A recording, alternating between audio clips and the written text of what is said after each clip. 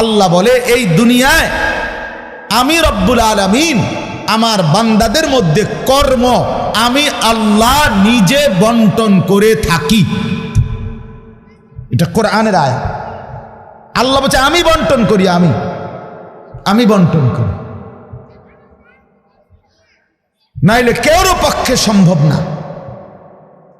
আল্লাহ এই প্রখর রৌদ্রের মধ্যে কেউ কাজ করে, প্রচন্ড আগুনের মধ্যে কেউ কাজ করে। সিমেন্ট ফ্যাক্টরিতে গিয়ে দেখেন, রড ফ্যাক্টরিতে গিয়ে দেখেন। আমি একবার চুন ফ্যাক্টরিতে গেছি, চুন বানায় যে, ওইখানে দেখছি ছাতক সিলেট, এই যে মানুষে পানের লগে চুন খায় যে, এডি আল্লাহু আকবার, আমার কাছে মনে হচ্ছে এটা একটা জাহান্নামের টুকরা। আগুন কাকে বলে?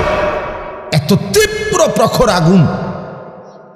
ওইখানে মনে করেন ওই বিল্ডিংটা আমার এখান থেকে মানে গরমের হাট লাগতেছে, আমি পারতেছি না আগাইতে, অথচ ওইখানে দাঁড়াইয়া দেখছি কর্মচারীরা বড় বড় লোহার আংটার মতো এগুলো দিয়ে দিয়া পাথর এগুলো লাড়তেছে, আরামসে হেতে কথাও কয়, তিড়েও লাড়ে, মানে অথচ আগুনটা কি আগুন, জাহান্নামের আগুনের মতো।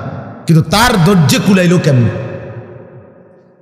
আল্লাহ বলেন এটা আমি বন্টন করি, আমি এই দুনিয়ার কর্ম বন্টন করি, ফলে এই দুনিয়ার এই স্বাভাবিকতা ভারসাম্য টিকে আছে।